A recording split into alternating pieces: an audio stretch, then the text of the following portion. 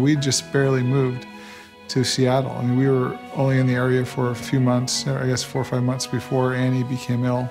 When I was looking at her, I could see yellow around the edges of her eyes, and I thought, oh, maybe she's getting sick. Friday, the 29th, Annie had her biopsy, and they still, after weeks of testing, they still didn't know what was going on, but it was getting worse. We did more labs on Monday, and Dr. Murray noticed that Annie had a little bit of encephalopathy where she was becoming a little less focused. She sat me down and said, you know, I'm going to admit her into ICU. When I got the phone call from Joe that they wanted me to come over because it was likely that she'd be getting a transplant,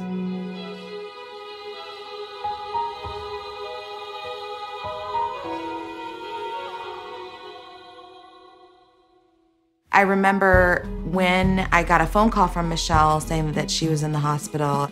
She organized many of our neighbors to bring us dinners. And she really let the community know what was going on with her family, that we just had moved here.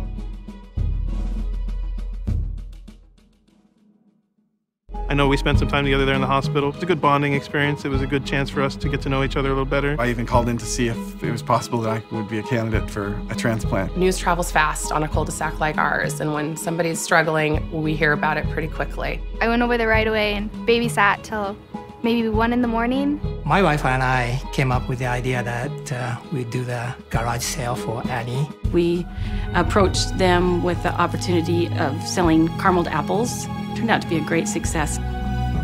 People in the ward who didn't know this family just gave of their time, their talents, and even offered themselves as service.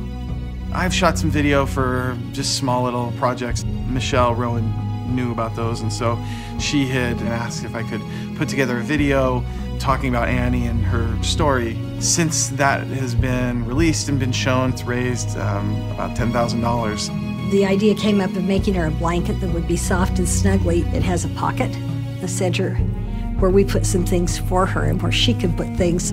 Laska Whitaker sewed a little tiara for her, a little crown, and sent it over in the care package. Annie just put it on and she just felt so happy. It was just really cute and really thoughtful. People I'd never met were fasting for my daughter, were praying for my daughter and praying for our family. And I literally felt that strength. I don't know how to describe it.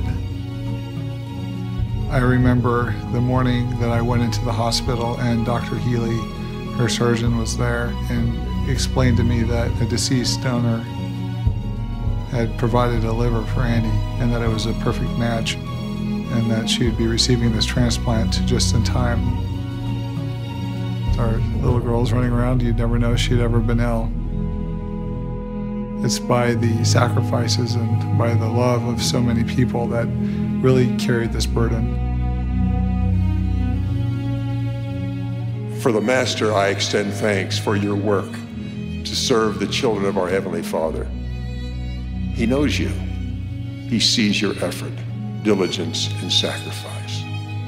I pray that He will grant you the blessing of seeing the fruit of your labors in the happiness of those you have helped